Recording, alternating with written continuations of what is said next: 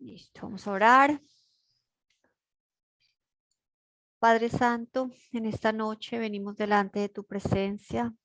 Gracias, Padre, estamos muy agradecidos por este tiempo, por esta nueva semana que nos concedes, Señor. Gracias por el poder disfrutarla junto a nuestra familia, Señor. Pese a cualquier inconveniente que se presente, Señor, sabemos que estás al control de todo, que tú nos ayudas, Señor, que siempre nos diriges y que todo lo que pasa y todos los acontecimientos son para bien, Señor.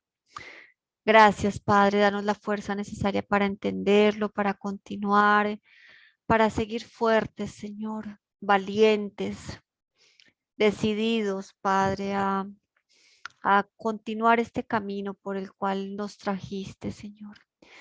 Gracias por este tiempo, por todos mis hermanos que me acompañan en esta noche, Señor. Te pido que el día de hoy, Señor, seas tú hablando, que seas trayendo tu palabra a nosotros, Señor, que seas hablando tú mismo, Padre, y dándonos a entender, Señor, lo que realmente, Padre, es tu esencia. Gracias, Señor. Aquí estamos dispuestos a seguir aprendiendo, Señor, a seguir adelante y que tú nos des la sabiduría necesaria, Padre, para poder continuar. Te damos muchas, muchas gracias en el nombre de tu Hijo amado Yeshua. Amén y amén. Listo, familia. Bueno, vamos a comenzar. No sé si tengan alguna pregunta del tema pasado. De pronto, de la clase pasada, alguna pregunta que les haya surgido. Recordemos que estamos en la deidad, ¿sí? Estuvimos viendo, a ver, hacemos un repasito, estuvimos viendo lo que dice la tradición en cuanto a la deidad, ¿verdad? Por un lado, la Iglesia Católica impone, ¿verdad? Desde el 325, más exactamente desde el 381 en el Concilio de Constantinopla, el dogma de la Trinidad, ¿cierto? Y el que no creyera, o el que por lo menos lo cuestionara, sería pues reo de muerte, ¿verdad? Entonces, de alguna manera, en este tiempo, en estos 1700 años, eh, por eso podemos entender ahora que este tema es tan delicado, ¿cierto? Para cualquier denominación, para cualquier persona, vemos tanto en el judaísmo como en el cristianismo. Bueno, este tema es muy, muy importante y muy delicado. Entonces, se empiezan a subir los ánimos cada vez que tocamos el tema. Entonces, es importante. Sé que muchos están, oh, sí, ok, entiendo el tema, sí. Y sí, pues, ¿qué más da que de pronto Yeshua se interponga, ¿verdad? O se ponga en el lugar de vez en cuando del Padre, pues, ¿qué más da? ¿Verdad? Y eso nos pasa porque nosotros venimos de un contexto trinitario, la mayoría de nosotros venimos ya sea del catolicismo o del protestantismo, en el cual pues sin que nos lo digan, ¿cierto? Sin que nunca nos lo expliquen, porque recuerdo en 20 años prácticamente de mi vida, bueno, de mi vida alejada, ¿no? De la iglesia, o sea, como tal del conocimiento del cristianismo, solo tuve la oportunidad una vez de, de escuchar una charla o una enseñanza en cuanto a la Trinidad, en una sola ocasión. De resto, como todo lo aprendemos de lo que dice aquí, de lo que dice allá, y cuando nos damos cuenta simplemente tenemos una idea, a veces no muy clara, pero pues es lo que pensamos y decimos, pues eso creo que es lo que es y pues eso es lo que yo pienso. Entonces, por este lado del protestantismo o del catolicismo, pues para nosotros es indistinto la naturaleza de Dios y la naturaleza de Yeshua, ¿verdad? Porque venimos de un contexto cristiano. Del otro lado del judaísmo, ¿sí? Moderno, pues sí se empieza a ver un poco de molestia, ¿sí? En cuanto a este tema. Y pues eso lo pudimos entender un poquito en el tema pasado, de cómo el judaísmo ve la deidad en este momento, ¿cierto? El judaísmo moderno o el judaísmo después del siglo XII aproximadamente, ¿sí? O de Maimónides, que él viene a ser un judaísmo ortodoxo, ¿cierto? Pues, lo podemos decir así, un judaísmo em, completamente cerrado a la posibilidad de que Dios pudiera siquiera tener un hijo, ¿cierto? Entonces, por eso cuando hablamos con judíos modernos, ¿cierto? Ellos se cierran a la posibilidad y punto. Entonces, eso era lo que prácticamente lo que vimos la clase pasada. Entonces, la tradición, como les digo, lo que dice la Iglesia Católica y el protestantismo, porque lo que les decía en algo que, en la segunda cosa en la que se pusieron de acuerdo, aparte del diezmo, ¿verdad? Fue en la Trinidad. No se discute, solo hay algunas ramas muy pequeñas en las que se habla de unicitario, del contexto unicitario del dogma unicidad, ¿sí? Que consta de que Yeshua es Dios y de alguna manera Dios no existe, o sea, como el Dios es Yeshua, ¿sí? Y punto. Eso sería la unicidad, ¿verdad? Y que sería como también un extremo de la Trinidad, ¿verdad? Y por otro lado tenemos también el dogma que les digo del judaísmo en cuanto a que no, ni unicidad ni Trinidad, sino uno exclusivamente y punto. Entonces, vimos varios citas en las que la escritura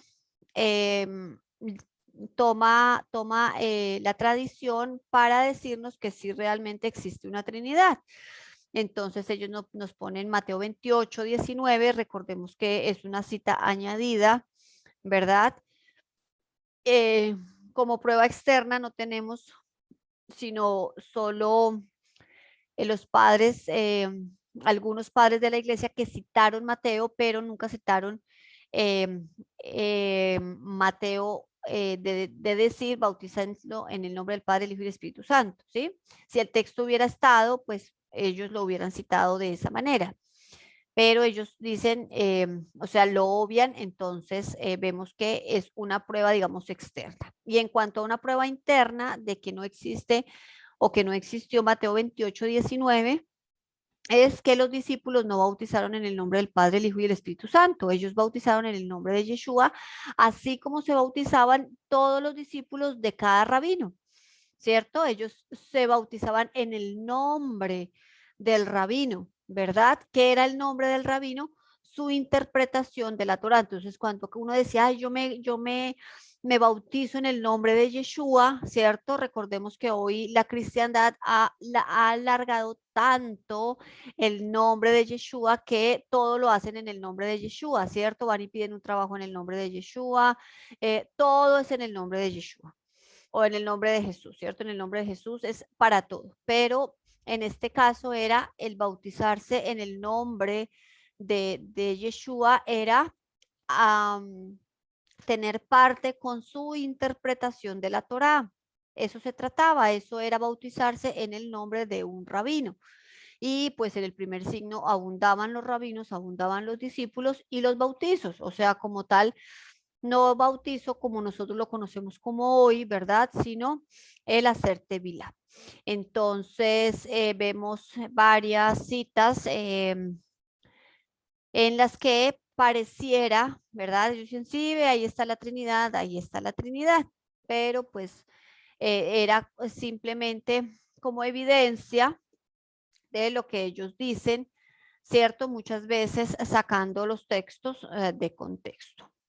Luego nos fuimos a la divinidad de la Trinidad. Entonces, también se discute o lo que se piensa en la tradición es que se dice que la divinidad del Padre es indiscutible, ¿verdad? Punto. Pues, ¿quién va a discutir la divinidad del Padre? Nadie. La divinidad del Hijo ya entra en discusión y eso lo vemos que pasa aún en el primer siglo. Por eso Pablo, ¿verdad? A veces hace unas declaraciones muy interesantes que cuando la vemos a la luz de esta evidencia, ¿cierto? Estamos o logramos entender Pablo a qué se refería. Entonces, la divinidad del Hijo, pues es lo que dice la tradición, la divinidad del Hijo se ve claramente evidenciada en Mateo 16, 16 y 17, ¿verdad? Y también se alega o ellos ponen en Lucas 12, 12 y Primera de Corintios 2, 10 para decir que el Espíritu es una entidad diferente al Padre y al Hijo, o sea, como una divinidad diferente. Eh, luego fuimos a los padres de la iglesia, ¿verdad? Estuvimos un poquito ahí tratando de ver qué decían ellos, o sea, cómo ellos, los padres de la iglesia después del primer siglo, ¿cierto? No tenían una idea clara. Unos decían sí, otros decían no, ¿verdad? Unos tenían una interpretación, otros tenían otra, y por eso ya entendemos por qué las escuelas de Alejandría, ¿verdad? La escuela, bueno, las dos escuelas que se crearon, la de los coptos, que al final salieron los coptos y los arrianos, ¿verdad? Ya entendemos por qué había como una dualidad en su pensamiento. Entonces pudimos meternos un poquito en los padres supuestos, padres de la iglesia, qué pensaban ellos, cómo veían ellos, por lo menos la deidad.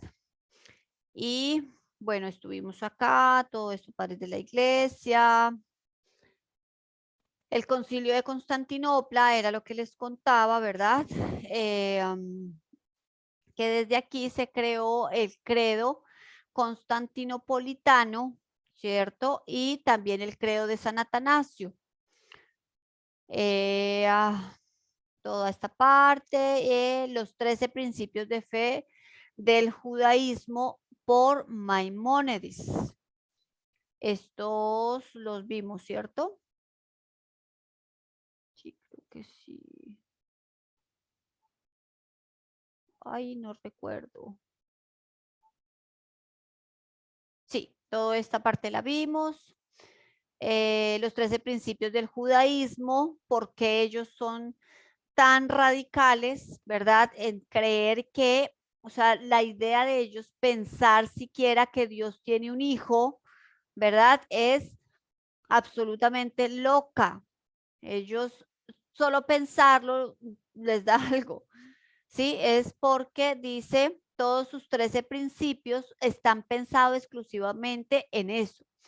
¿Por qué nace estos 13 principios? Porque Maimónides vivió en un tiempo donde la Inquisición estaba en su mayor fuerza, ¿cierto? Y se mataba a los herejes, según la iglesia, ¿cierto? De los que no creyeran, un ejemplo en el dogma de la Trinidad, que eran uno de los más fuertes. Entonces, para evitar Maimónides que su pueblo judío, ¿verdad? Su pueblo amado, sus hermanos, cayeran en la asimilación del cristianismo o el catolicismo, él volvió muy radical el pensamiento en cuanto a la divinidad. Entonces vimos los 13 principios, pero vimos el pensamiento judío sobre la deidad, ¿cierto? Ellos respiran Shema Israel, ¿cierto? Jehová nuestro Dios, Jehová uno es, ¿cierto? Ellos dicen no y punto y se cierran, no, ni siquiera van a discusión, cero. Ellos tienen una postura y su postura es Jehová es uno y punto. Vimos en la teología judía se cree que uno mismo se puede acercar al Padre, ellos no creen en un intermediario, ¿cierto? lo cual entraría en contradicción con Deuteronomio 5, cuando el mismo pueblo fueron los que pidieron un intermediario. ¿Sí? Ellos aseguran que el Mesías no es divino. ¿Sí? Ellos dicen, ok, el Mesías puede nacer en cualquier generación, es potencialmente de nacer un Mesías, ¿verdad? Pero ellos dicen, el Mesías es un hombre, ¿cierto? Ellos no les cabe la idea, o sea, por nada del mundo en su cabeza puede haber la idea que el Mesías tenga parte, ¿cierto? O que tenga parte de divinidad. Entonces, en este momento conocemos mucho los mesiánicos, los judíos mesiánicos, ¿verdad? Ellos creen en Yeshua, pero su punto, su posición o su postura es que Yeshua es una agencia divina, o sea, que el Padre le dio toda potestad, ¿verdad? Pero que de ningún modo él podría ser divino en cuanto a la esencia, ¿verdad? Entonces, es un punto que ellos tienen muy marcado, ellos creen en el Mesías, pero en cuanto a que es un hombre y punto. Y ya, bueno, ahí vimos algo de Maimónides, esta parte, ya acá hasta aquí, y nos quedamos acá. Entonces, ya con ese más o menos medio resumen que vimos, entramos a la segunda parte de este tema, ¿sí? Y quiero que consideremos 3 versículos que nos van a ayudar como testigos, ¿verdad? O nos van a dar un abrebocas de lo que vamos a hablar el día de hoy.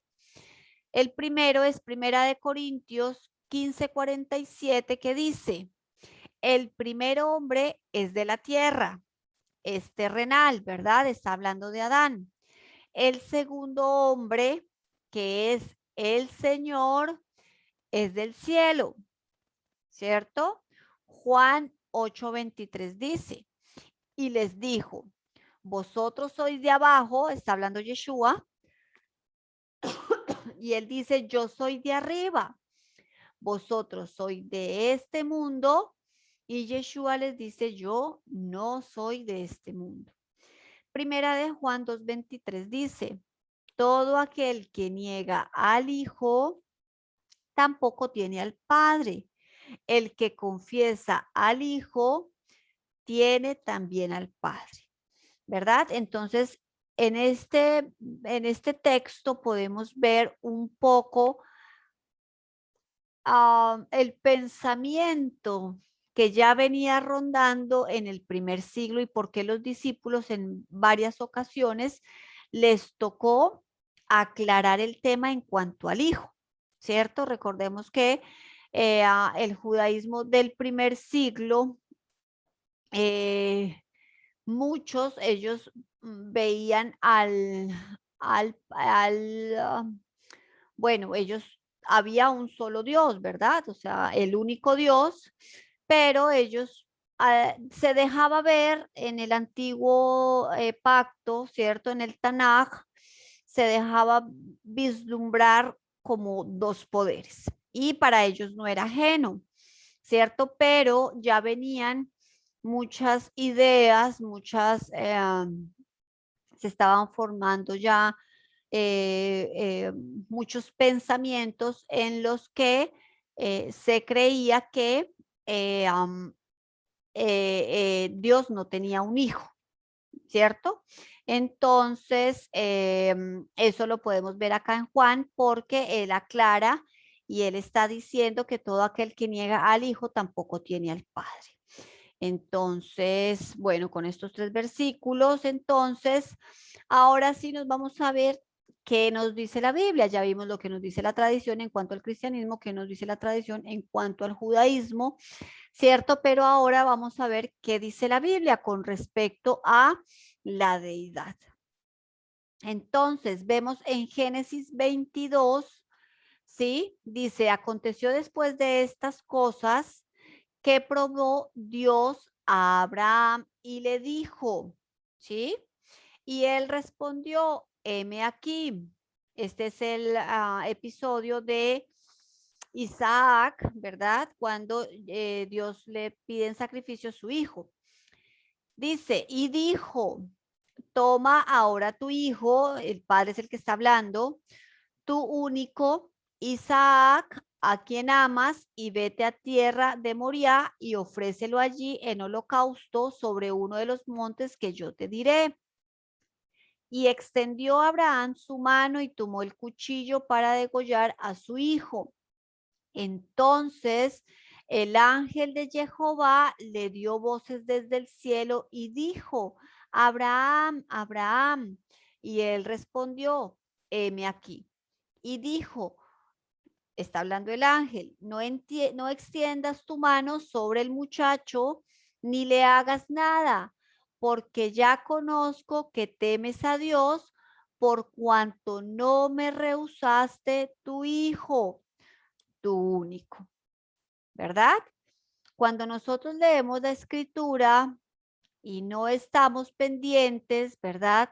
Del tema, simplemente seguimos de largo y no nos detenemos en algunos detalles muy importantes que la escritura nos da. Siempre hemos pensado que el que le dice a Abraham, ¿cierto? Que no mate al hijo es el padre. Pero resulta que el que le está diciendo que no le haga nada a Isaac es el ángel de Jehová. ¿Es extraño? No. ¿Lo puede decir el padre y lo podía decir el ángel? Claro que sí, no había ningún problema.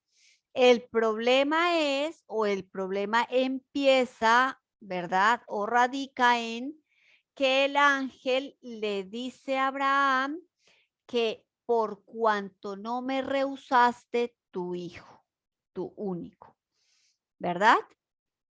El ángel no tiene una autoridad para hablar de esta manera si el que le pidió el hijo fue el padre. ¿Cómo el ángel se atreve, cierto, a ponerse en la posición del padre y decir, por cuanto no me rehusaste tu hijo, tu único? Seguimos a Génesis 31 y dice, y sucedió que al tiempo que las ovejas estaban en celo, alcé yo mis ojos y vi en sueños. Y he aquí los machos que cubrían a las hembras eran listados, pintados y abigarrados. Esto es Jacob con Labán.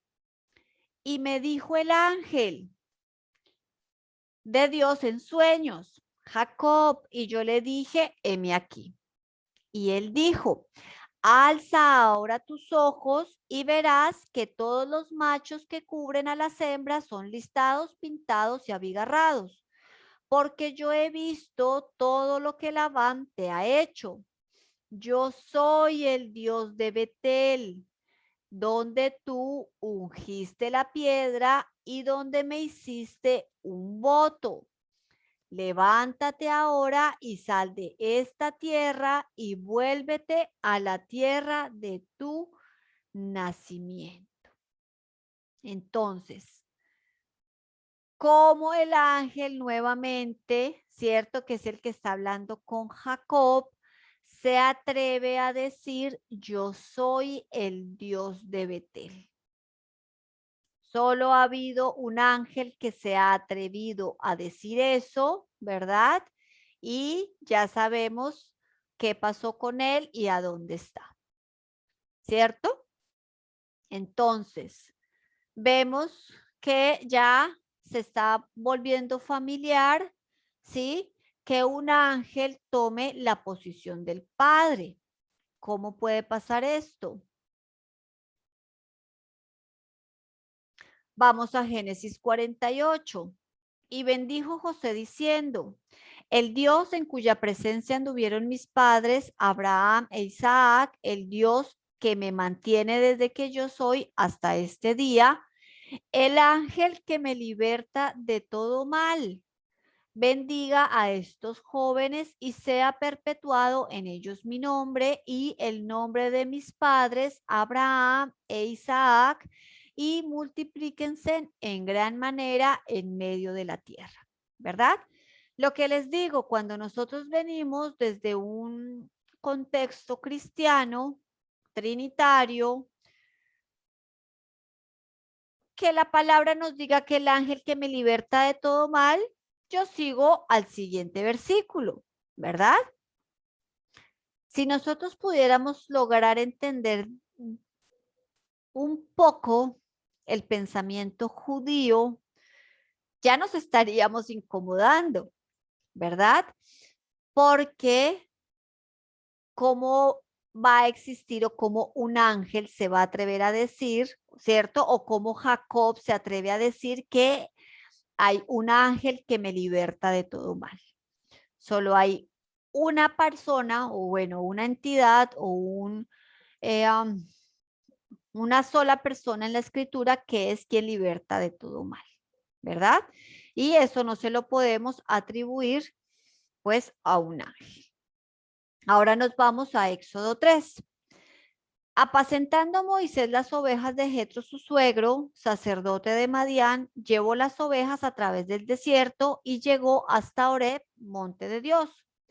Y se le apareció el ángel de Jehová en una llama de fuego en medio de la zarza, ¿cierto? Esto muchas veces lo hemos visto, ya lo sabemos, nos familiarizamos con el tema. Dice, y él miró y vio que la zarza ardía en fuego. ¿El quién? Pues Moisés. Y la zarza no se consumía. Entonces Moisés dijo, iré yo ahora y veré esta gran visión, porque, ¿por qué causa la zarza no se quema? Viendo Jehová que él iba a ver, viendo Jehová, si el que estaba era el ángel, lo llamó de en medio de la zarza. Y luego no era el ángel el que estaba en medio de la zarza, o era Jehová, o eran los dos. Y dijo, Moisés, Moisés, y él respondió, heme aquí. Y dijo, no te acerques, quita tu calzado de tus pies, porque el lugar en que tú estás, tierra santa es. ¿Verdad? Nuevamente vemos el ángel hablando o poniéndose en posición, ¿verdad? Unas veces en el ángel y otras veces en el Padre. Dice, el ángel de Jehová subió de Gilgal a Boquim y dijo, yo os saqué de Egipto y os introduje en la tierra de la cual había jurado a vuestros padres diciendo, no invalidaré jamás mi pacto con vosotros. Según Éxodo 20, quien sacó al pueblo de Egipto fue el Padre. Y según Éxodo 24, el que hizo el pacto con el pueblo fue el Padre. Entonces, nos sorprende cada vez más que no nos hayamos dado cuenta de esto, ¿verdad? Nosotros leemos de corrido y muchas veces nos saltamos cosas como estas. ¿Qué está pasando? Imagínense, Génesis, Éxodo, Jueces. Y les puedo decir, hice un solo general, ¿verdad? 5 citas, pero son innumerables las que encontramos en las que pasa este suceso, ¿verdad? Que el ángel de Jehová se toma atribuciones que solo y exclusivamente el Padre tiene.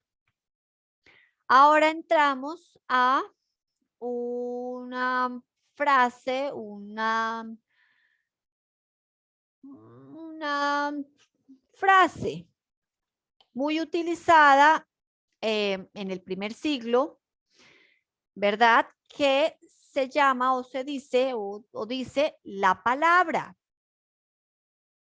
Entonces, Teófilo de Antioquía, ¿sí? Una de las primeras definiciones de Trinidad fue, él dijo, la Trinidad de Dios Padre, el Verbo, ¿verdad? Logos o la palabra y su sabiduría. Esta era la manera en la que los primeros, eh, am, los padres más antiguos, ¿verdad? Entendían como la Trinidad. Ellos entendían que era el Padre, el Logos y su sabiduría. Entonces vemos que utilizan la palabra o la palabra logos, ¿verdad? Que es la misma palabra que aparece en Juan 1. Entonces, el Targum de Onkelos y Jonathan es la paráfrasis en arameo del hebreo utilizada desde el siglo IV antes del Mesías, y en el contexto de Juan 1:1 vemos lo que Juan estaba pensando acerca de la palabra, ¿verdad? Para él eh, ah, esa frase era muy familiar, ¿verdad? Él entendía lo que era la palabra, ¿sí? El texto en hebreo dice: luego oyeron la voz del Señor Dios que se paseaba por el huerto. Ese es el texto en hebreo. Cuando vamos al Targum, ¿verdad? Y leemos en el arameo, es una paráfrasis, lo que les digo, es una paráfrasis de tanto la Torá o el Tanaj completo, ¿verdad? Del hebreo al arameo. Y el Targum dice: luego oyeron la palabra del Señor Dios que se paseaba por el huerto. Eso está en Génesis 3:8. ¿Sí? Entonces, vamos a ir por algunas citas para que logremos entender qué estaba pensando Juan, ¿sí? Cuando él escribió que el logos, la palabra, el verbo, ¿cierto? Se hizo carne. Luego dice el texto en hebreo: y le pesó al Señor haber hecho al hombre en la tierra y sintió tristeza en su corazón. En el Targum dice: y se arrepintió el Señor en su palabra haber hecho al hombre en la tierra y pasó juicio sobre ellos por su palabra. El texto hebreo dice: no temas, Abraham, que yo soy un escudo para ti, tu recompensa será muy grande. El Targum dice: no temas, porque aunque estos hombres se unan en legiones para venir contra ti, mi palabra será tu escudo. El texto en hebreo dice: y Abraham creyó en el Señor y él se lo reconoció como justicia. El Targum dice: Abraham creyó en la palabra del Señor y le fue contado por justicia. Algunas veces nos hemos preguntado cómo se obtenía la salvación antes del Mesías, si la premisa es que solo después de su muerte hay salvación. Un judío primitivo pensaría que Abraham creyó en la palabra, ¿verdad? Una palabra la cual es personificada en diversas ocasiones y no solo como la palabra previamente hablada por alguien, ¿cierto? Estamos viendo cómo la palabra ya deja de ser palabra, ¿cierto? Y pasa a ¿qué? A personificarse, ¿cierto? El texto en hebreo dice: si Dios está conmigo, entonces el Señor será mi Dios. El Targum dice: si la palabra del Señor me acompaña, entonces el Señor será mi Dios. El texto en hebreo dice: que el Señor nos vigile. El Targum dice: la palabra del Señor viendo es testigo entre tú y yo. ¿Cierto? Vemos cómo tiene acción la palabra. En este diálogo Dios no dice nada, así que según esta interpretación, Jacob se está refiriendo a la palabra como algo independiente de Dios, como alguien que toma acción. El texto hebreo dice, y creyeron en el Señor. El Targum dice, y creyeron en la palabra del Señor. El texto hebreo dice, y habló Dios todas estas palabras. El Targum dice, y la palabra del Señor habló todas estas palabras. ¿Acaso la palabra habla? Aquí hay una personificación de la palabra, ya que la palabra no habla. Las palabras es lo que se habla, ¿verdad? Entonces ya tenemos un completo, bueno, no completo, una noción de lo que Juan estaba pensando. Cuando él escribió, ¿verdad? Que nosotros lo vemos ahora como el logos en griego, ¿cierto? Lo vemos como el logos, el verbo, ¿cierto? Siglo XXI, el verbo era Dios y nosotros, sí, el verbo era Dios. Para un judío del primer siglo, ¿sí? Decir que el verbo o la palabra, ¿cierto? En arameo, la mimra, ¿sí? Se hizo carne, es que nos está diciendo que aquella palabra que estuvo en todo momento, desde el principio, ¿sí? Que se encarnó, le nacieron piecitos, ¿verdad?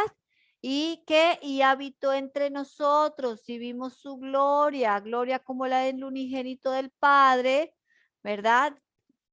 Y todo Juan 1, ¿cierto? Entonces vemos como la palabra, ¿sí?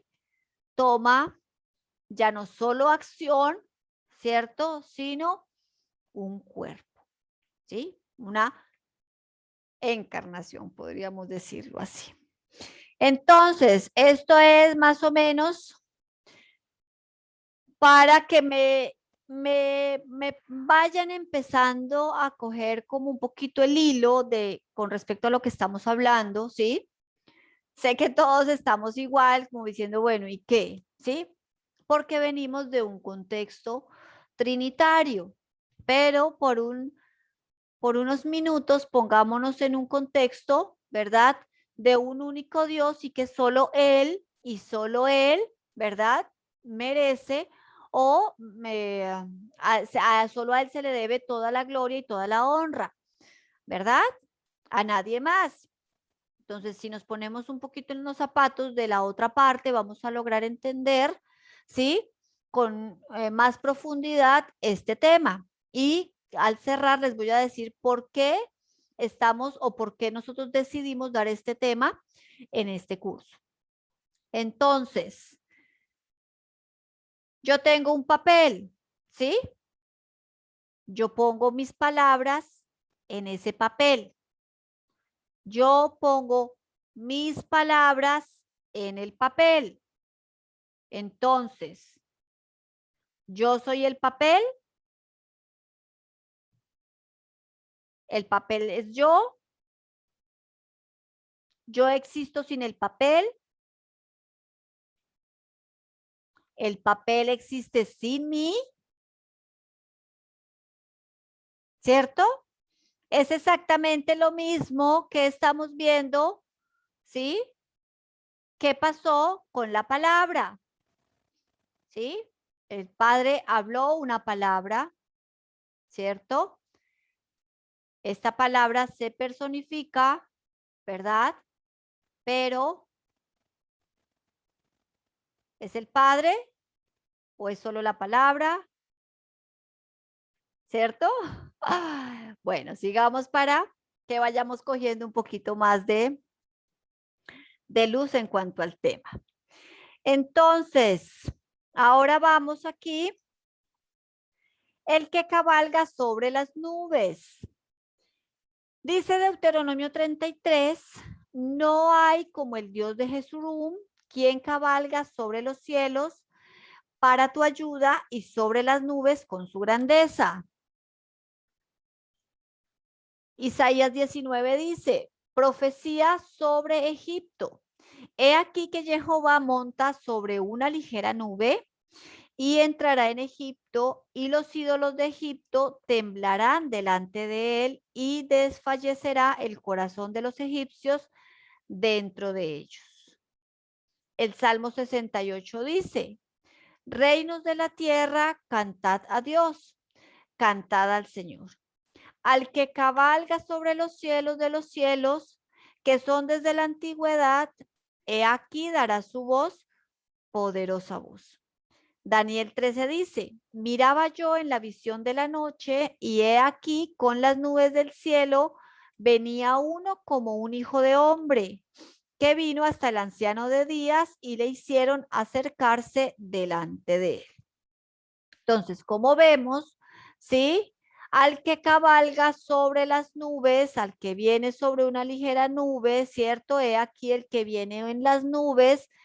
Nos dice la escritura que no hay Dios como el Dios de Jesurún, quien cabalga sobre los cielos. Es un título exclusivamente para el Padre, ¿cierto? Lo vemos en la escritura. Pero luego vamos a Mateo y nos dice: y levantándose el sumo sacerdote le dijo, está Yeshua siendo interrogado, ¿cierto? Y dice: y levantándose el sumo sacerdote le dijo, ¿no respondes nada? ¿Qué testifican estos contra ti? Mas Jesús callaba. Entonces el sumo sacerdote le dijo: te conjuro por el Dios viviente, que nos digas si tú eres el Cristo, el Hijo de Dios. Jesús le dijo: tú lo has dicho, y además os digo que desde ahora veréis al Hijo del Hombre sentado a la diestra del poder de Dios y viniendo en las nubes del cielo. Entonces el sumo sacerdote rasgó sus vestiduras diciendo: ha blasfemado. ¿Qué más necesidad tenemos de testigos? He aquí, ahora mismo habéis oído su blasfemia. ¿Verdad? Siempre se nos ha dicho, se nos ha contado en el cristianismo que la blasfemia de Yeshua fue haber aceptado que él era el Mesías. ¿Cierto? Que, claro, ha blasfemado porque él le dijo: sí, tú lo has dicho. Pero Yeshua le dijo algo más. Desde ahora veréis al Hijo del Hombre sentado a la diestra del poder de Dios y viniendo en las nubes del cielo. Además, ¿quién lo estaba interrogando? Los saduceos, ¿verdad? Quienes no creían en el mesianismo. Ellos no creían en el Mesías, ¿verdad? Entonces, ¿qué más da que él les dijera que si era el Mesías, ¿verdad? Ellos no creían en él. Pero se indigna a tal punto de rasgar sus vestiduras, ¿verdad? Y entregarlo a muerte. ¿Por qué? ¿Cierto? Estamos viendo que Yeshua aseguró algo en esta cita. Ahora vamos a ver cuál es cuál. Estuve mirando hasta que fueron puestos tronos y se sentó un anciano de días, cuyo vestido era blanco como la nieve y el pelo de su cabeza como lana limpia. Su trono llama de fuego y las ruedas del mismo fuego ardiente. Oh, esto no lo tengo. Ahora vamos a ver Génesis 1. Si notan, tengo Génesis 1:1 en hebreo, ¿verdad? Que dice: Bereshit bara Elohim et Hashamayim beet Aretz. En principio Elohim, Aleph Taf, creó los cielos y la tierra, ¿cierto? Eso no lo podemos ver en nuestra Reina Valera. ¿Por qué? Porque nunca nos traducen el Aleph Taf. Simplemente nos traducen Bereshit bara Elohim Hashamayim beet Aretz, ¿cierto? En principio, creó Elohim los cielos y la tierra. Pero en el hebreo vemos en principio Elohim Aleph Taf creó los cielos y la tierra. En Isaías 44 dice, así dice Jehová, el rey de Israel, Jehová de los ejércitos que lo está redimiendo. Yo soy el primero y yo soy el último, y fuera de mí no hay Dios. ¿Cierto? Esto lo está diciendo Isaías 44, así dice Jehová, el rey de Israel. Pero Apocalipsis 1 nos dice, yo soy el alfa y la omega, ¿cierto? Yo soy el Aleph Taf, principio y fin, dice el Señor, el que es y que era y que ha de venir, el Todopoderoso, ¿cierto? Entonces acá en Apocalipsis pudiéramos decir, está hablando y dice, yo soy el alfa y la omega, ¿sí? El principio y el fin, dice el Señor. ¿Cuál Señor? ¿El Padre o el Hijo? ¿Cierto? Pudiéramos decir, ok, es el Hijo. O no, es el Padre. ¿Cierto? El que es y que era y que ha de venir. El Todopoderoso. ¿Cuántos todopoderosos hay? Solo hay uno. ¿Verdad? Apocalipsis 22 nos dice, he aquí, yo vengo pronto y mi recompensa conmigo para recompensar a cada uno según sea su obra. Yo soy el alfa y la omega, el primero y el último, el principio y el fin. ¿Cierto? Entonces vemos que Yeshua se disputa el título, el primero y el último, con el Padre. ¿Cierto? ¿Por qué? ¿Sí? Recordemos que estamos en los zapatos de un único Dios y punto. ¿Sí? No de un contexto ni unos zapatos trinitarios. Zacarías 12 dice, y derramaré sobre la casa de David y sobre los moradores de Jerusalén espíritu de gracia y de oración y mirarán a mí, a Aleph Taf, al principio y el fin, a quien traspasaron, estamos en Zacarías 12, y llorarán como se llora por un hijo unigénito, afligiéndose por él como quien se aflige por el primogénito. Apocalipsis 1 nos dice, he aquí que viene con las nubes, recordemos que esto es un título, y todo ojo le verá, y los que le traspasaron, y todos los linajes de la tierra harán lamentación por él. Sí, amén. ¿Verdad? Zacarías, estamos hablando, el Padre, ¿sí? Apocalipsis, está hablando el Hijo. El Dios único de Israel, que son dos.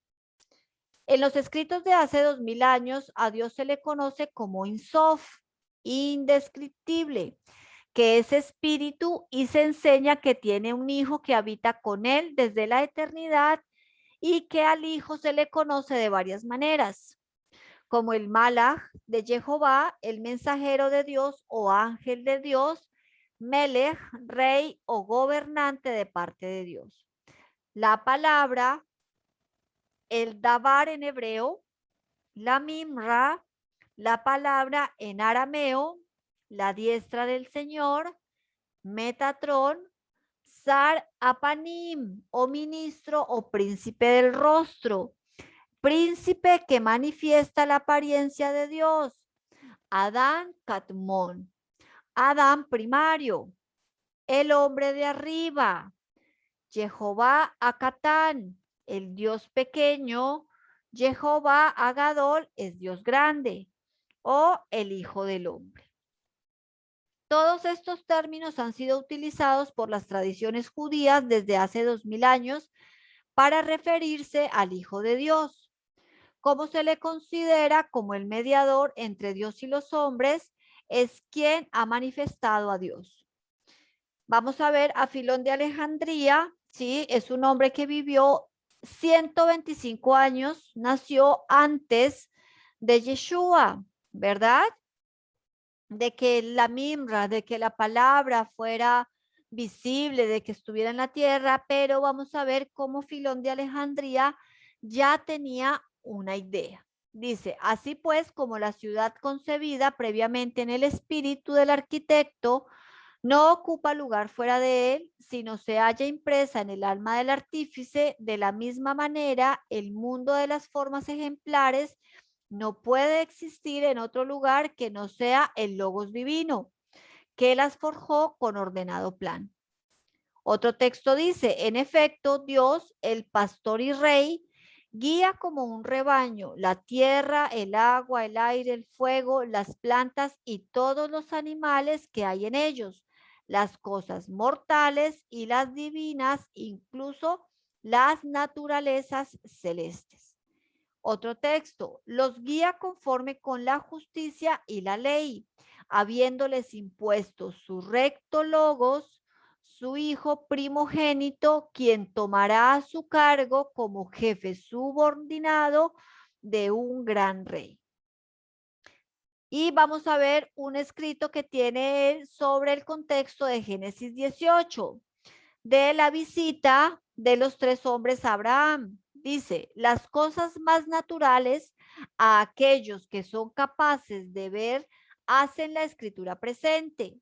Específicamente el saber que es razonable de que uno sean tres y tres puedan ser uno, ya que son uno por un principio más alto.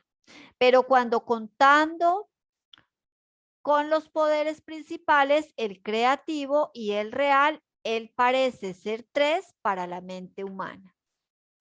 Estamos en Filón de Alejandría. Otro texto, pues esto no puede ser tan agudo de vista que se le pueda ver a él que está por encima de los poderes que le pertenecen a él, es decir, Dios, distinto de cualquier otra cosa, pues tan pronto uno fija la mirada en Dios, también aparecen junto con su ser las potencias ministrantes, de modo que en lugar de uno, él haga la apariencia de una triada. Pero como dije un poco antes, él no se puede ver en su unicidad sin algo más. Y los poderes principales que existen inmediatamente con él, es decir, el creativo que se llama Dios y el real que se llama Señor. ¿Sí? Ese es el pensamiento de un judío de antes del primer siglo. Démonos cuenta cómo, ¿sí? Para ellos no era tan loca la idea, ¿cierto? Pregúntenle a un judío cuando tengan la oportunidad qué piensan de la Trinidad y lo van a ver enojado, ¿cierto? ¿Por qué? Porque ellos hablan de politeísmo, ¿cierto? Entonces, ahora vamos al Shema Israel, que es tan importante para el judaísmo, ¿cierto? Entonces dice, Shema Israel, Adonai Eloheinu, Adonai Echad. Es una declaración fundamental del judaísmo, ¿cierto? Eso todos lo sabemos. Yeshua dijo que era el más grande mandamiento en hebreo, ¿cierto? Que dice, Shema Israel, Jehová Eloheinu, Jehová Echad. Se mencionan dos veces Jehová. Se piensa que el motivo de que se repita dos veces es porque se refiere a Jehová Agadol, al mayor, y a Jehová Acatán, el menor, que son ¿qué? Ejad. La palabra Ejad es la misma que se utiliza para decir que dos son uno. Como en hebreo se lee la porción que dice, el hombre dejará a su padre y a su madre para unirse a su mujer y juntos serán Basar Ejad, una sola carne. Es la misma palabra, dos siendo uno. Y esto es justamente lo que se anhela de la creación, que el hombre sea uno con Dios, así como el Hijo, como el Padre, como la oración de Yeshua en Juan 17, que dice, para que todos sean uno como tú, Padre en mí y yo en ti, que también ellos estén en nosotros, para que el mundo crea que tú me enviaste. ¿Verdad? Entonces, esta palabra Ejad ha tenido, bueno, todo el problema, ¿cierto? Porque el judaísmo dice que Ejad es uno y punto, ¿sí? Y la palabra Ejad la podemos ver o, para poner un ejemplo, ¿sí? Un racimo de uvas. ¿Es una uva? No. ¿Es un racimo?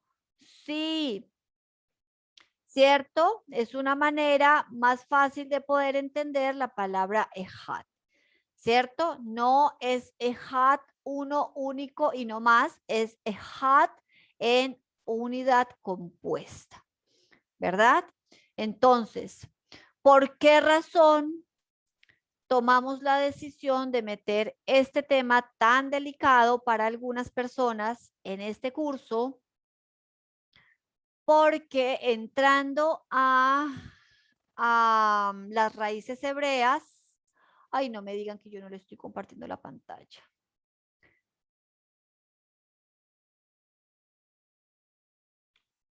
Oh, bueno, hice toda la presentación sin compartir la pantalla, qué pena. Entonces, eh, um, en pleno auge de las raíces hebreas, ¿verdad? En este momento donde estamos conociendo tanto el volver, el retornar, el salir de la iglesia, esta imposición de Roma, todas estas, a todo aquello que nos han heredado, tradiciones y todo esto, ¿cierto? Muchas veces en el afán de, de buscar, de ser más aceptos ante el Padre. Bueno, todo esto eh, um, me doy cuenta cómo las personas, tantas personas hasta el día de hoy están cayendo, ¿cierto?, en la idea o en la ideología de los mesiánicos. ¿Cuál es? Ellos piensan que Yeshua es un hombre más y punto. Es una agencia divina, es quien cumplió todo lo que el Padre le dijo y listo, ¿verdad?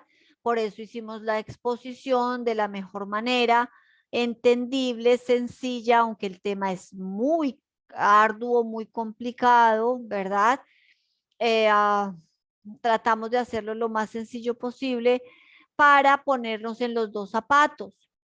Le doy gracias al Padre por nosotros que estamos de este lado y podemos ver este tema con unos lentes trinitarios, porque nos queda un poco más fácil, ¿verdad? Pero en cuanto al judaísmo que ellos determinan, ¿sí? Y ellos, al igual que nosotros, piensan que el pensamiento de ahora es el mismo pensamiento que tenía Abraham, ¿cierto? Y durante los últimos 4000 años, entonces, de pronto no han investigado su historia y se han dado cuenta que el judaísmo también ha pasado eh, por muchos momentos, ¿verdad?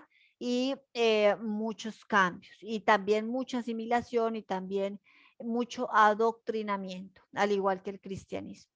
Entonces es muy importante conocer este tema con respecto a eso, a saber que la Biblia en todo momento de Génesis a Apocalipsis, ¿verdad?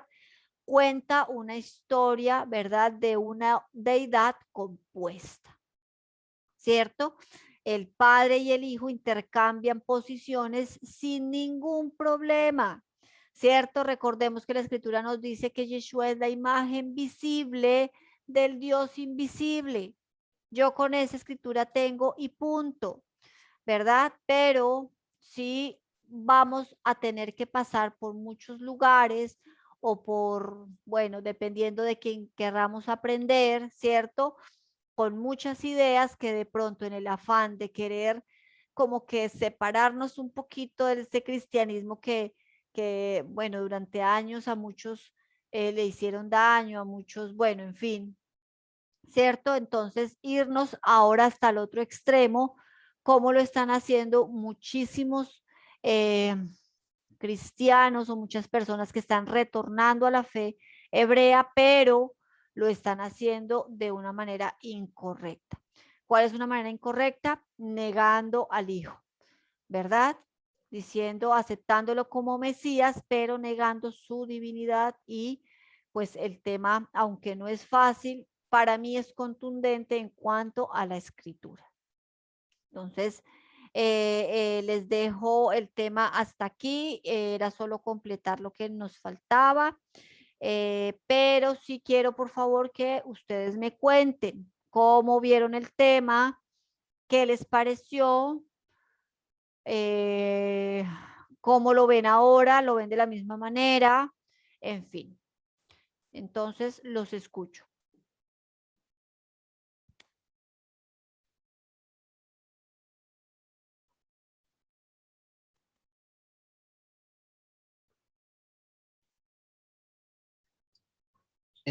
Me permite agregar algo que también tiene que ver Claro, con el Emanuel, tema. adelante, dale. Bueno, la Biblia empieza con la palabra Bereshit y termina en Apocalipsis termina con Amén. Si agarramos la primera letra que es la Bet y la última de Apocalipsis que es la Nun, forman la palabra hijo. Así es. Exacto. O sea, o sea, eso es un tema que nos pudiéramos nosotros meter, ¿verdad? Y se ve en todo momento, ¿verdad? En todo momento. Además que, bueno, por la escritura, el rey David, en todo momento estamos viendo esa presencia de un hijo, ¿cierto? Que Dios tiene un hijo. Desafortunadamente en la historia, ¿sí? Y eso lo vamos a ver en el último tema. Bueno, no lo alcanzamos a meter acá, pero para verlo un poquito con más detenimiento en el último tema, que vamos a ver la crítica textual, nos vamos a dar cuenta de la manipulación que hubo, ¿cierto?, por los masoretas en cuanto a la divinidad del Mesías. Cómo ellos metieron mano, ¿verdad? Porque habían visto cumplimiento, mucho cumplimiento en cuanto a Yeshua y ellos trataron de borrar evidencia importante, ¿verdad? Entonces eso lo vamos a ver en el último tema, que es la crítica textual, como los masoretas nos, nos manipularon el texto, ¿verdad? Y qué dice realmente la Biblia en cuanto a la divinidad del Mesías. Entonces, ahí les dejo pendiente ese tema, pero es un tema innegable, ¿cierto? Entonces, me siento más tranquila en este público, por lo que les digo, es un público trinitario y para nosotros es muy fácil pensar, ¿cierto? Que Yeshua sea el intermediario, ¿cierto? Que Él sea el Hijo de Dios, tal como Él lo dijo, ¿cierto? Y que sea la imagen visible del Elohim invisible, ¿cierto? Es muy fácil. Atesorarlo en nuestro corazón para que no vengan ideas de pronto de terceros, ¿cierto? Y nos dañen nuestro corazón y nuestro pensamiento, de pronto diciéndonos algo diferente. Entonces, para eso está la base textual, para eso está lo que la Biblia dice con respecto a una dualidad o a una divinidad compuesta. ¿Listo? ¿Alguien más que quiera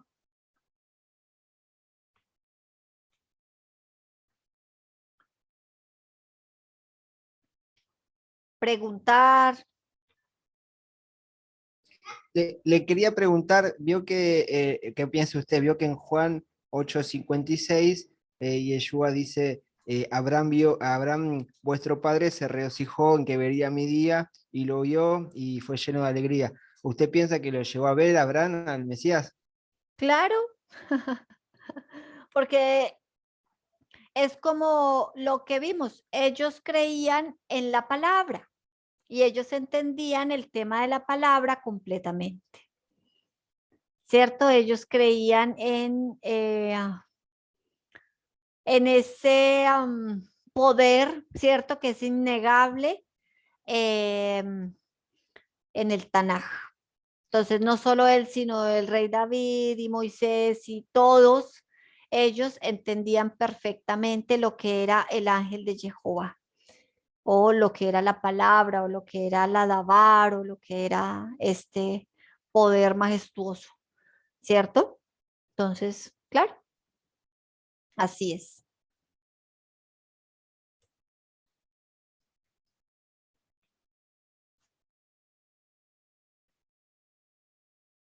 ¿Alguien más? ¿Alguna otra pregunta?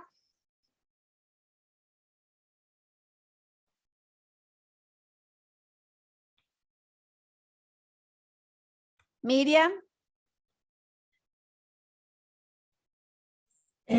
No, profe, sí tengo que seguir como repasando un poco porque hoy tengo como el internet como muy malo y casi se me interrumpía mucho, entonces ahora que tenemos de seguir estudiándolo porque es muy interesante todo, ya y seguir porque me parece muy bien, profe. ya, Miriam, listo, listo. Te dejo porque es que yo, como sé que eres muy estudiosa, ¿cierto? Me has contado a veces de cosas así, de pronto que habías escuchado con respecto al tema, como que con respecto al tema de qué idea tenías, o la misma idea, o igual, o cómo. Pues sí, ¿no? Casi como la idea, pero no sé, profe, o sea, son muchas cosas que tengo que pensar, no ha estudiado y por como le decía antes, tantos años uno metido en una religión y con tantas ideas en este año así como tan corto y todos los días llenando de información muy importante, muy valiosa de que, o sea, todavía uno cada día está asimilando y dice, tengo que estudiar y así voy, profe, poco a poco, porque, o sea, no voy a parar de estudiar y seguir adelante aprendiendo las cosas del Eterno, que es bueno, y yo todos los días le pido al Eterno que siempre esté, o sea, que lo que es de él, la verdad, o sea, no otra vez como estuve en el cristianismo metidas en cosas que no eran de él y volverme a meter en que me estaba metiendo y que gracias a ustedes estoy encaminando en las cosas y buscar por mí misma en la propia palabra, leerla y buscarla y darme cuenta de que es así, profe, no que no, vi un video y esto digo tal y dio versículos uno aquí, uno allá, pero no, aquí estamos estudiando la Biblia así, sistemáticamente, paso por paso y es muy interesante porque realmente yo antes no la entendía, ahora sí la estoy entendiendo. Entonces, es algo muy importante, ¿ya? El aprendizaje, no sé, o sea, es como, ¿cómo le digo? O sea, como lento, pero, o sea, como que leo un versículo, lo vuelvo y lo leo, y lo leo, y lo leo, y estoy leyéndome así como cronológicamente, y es verdad, o sea, es impresionante todo eso, porque ya conociendo la fiesta, conociendo todo, ya uno sabe de qué se trata toda la palabra del Eterno, mientras que antes nosotros no sabíamos nada de eso, o sea, estábamos en nada, profe, entonces Así es, hemos claro. ganado muchísimo. Este año yo he ganado muchísimo y ahora que vamos a celebrar esta fiesta es emocionante porque ya sabemos qué es lo que vamos a hacer, o sea, sabemos dónde estamos parados y qué son las fiestas del Eterno y las vamos a celebrar y es algo como emocionante, a veces da como nervios, ¿será que lo voy a hacer bien? ¿Será que no? ¿Qué es lo que tengo que hacer? Y bueno, profe, ahí poco a poco y que el Eterno sabe el corazón de uno y seguir adelante, profe. Así es, qué bueno, Miriam, sí, exacto, vamos paso a paso. Lo importante es lo que tú dices, tener un corazón dispuesto y eh, pues ir a la escritura siempre, ¿cierto? Son temas importantes, son temas de pronto que al principio no le cogemos así como mucho el hilo, por lo que les digo, de pronto no nos toman tan de sorpresa, ¿cierto? Como de pronto otros temas, pero son temas importantes de estudio, realmente importantes porque lo que les digo, o sea, cuando estamos conociendo, es muy bueno tener unas bases bien formadas, ¿sí? Porque con tanta información que hay en el Internet, entonces he visto personas como que amaban al Señor, personas que, o sea, cuando me refiero al Señor, habían sido, llevaban años amando a Yeshua, ¿verdad? O sea, como él era o como él es, y ahora relegarlo hasta un lado, ¿verdad? Y quitarle como el valor, pues es triste ver cómo la influencia también pues está entrando tanto, ¿cierto? Que pues que también nos está confundiendo pues a muchos. Entonces, por eso es tan importante, pues este tema era tan importante. Tener las bases de igual lo que dice la tradición, y qué nos dice la Biblia. ¿Listo? Si les llega a quedar cualquier pregunta, recuerden que a veces en repasar la clase nos salen preguntas, chequen los textos, repasen, lo vayan con la clase y si les surge alguna pregunta, entonces lo podemos ver pues más o sea, me avisan y lo podemos ver. ¿Listo, familia?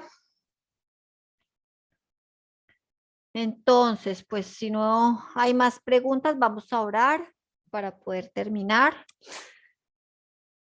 Y ya el miércoles comenzamos con tema nuevo. Listo, recordamos que ya nos faltan poquitos temas, casi terminamos, entonces para que no desmayen y ya me acompañen hasta el final, ya nos queda poco. Listo, vamos a orar. Bendito Padre, gracias Señor por tu amor, por la paciencia con la que nos llevas, que nos tienes como tu pueblo.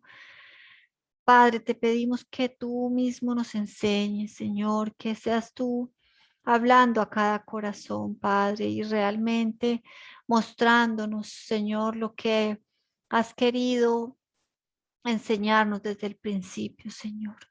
Te pedimos, por favor, Señor, que guardes siempre nuestro corazón, nuestra mente, Señor, que no permitas nunca, Señor, que nos alejemos de ti, que nunca, Señor, nadie pueda influenciarnos para poder manipular tus palabras, Señor, y podamos actuar o tomar acción en cosas que no te van a glorificar, Señor. Te pedimos perdón, Señor, por todo lo que hacemos a diario, por nuestros pensamientos, nuestras acciones, que aún sin saberlo, Señor, te desagradan, que no te gustan, que te ofenden, Señor. Te pedimos que nos sigas enseñando, que sigas hablando a nosotros, Señor, que nos sigas amando de la manera que lo has hecho y que esa paciencia, Señor, esa misericordia que has tenido para con cada uno de nosotros, Señor, se extienda. Por favor, Padre, te pedimos que nos ayudes a ser diligentes, a ser sabios, Señor. Padre, te lo pedimos. Aquí estamos dispuestos, Señor, a seguir aprendiendo, a seguir avanzando, Padre. Acompáñanos, Señor, en todo momento y guíanos, Padre. Por favor, no dejes nunca que nuestro pie resbale, Señor. Te lo pedimos, Señor, con todo nuestro corazón, Padre. En el nombre de tu Hijo amado Yeshua. Amén y amén. Listo, familia. A todos, muchísimas gracias por este tiempo y nos vemos el miércoles. ¿Listo? Ahí me cuentan cualquier pregunta que tengan o cualquier cosa. Bueno, bendiciones para todos. Shalom, bendiciones. Shalom, Bendiciones, shalom, shalom, shalom. bendiciones para todos. Hasta luego. Chao.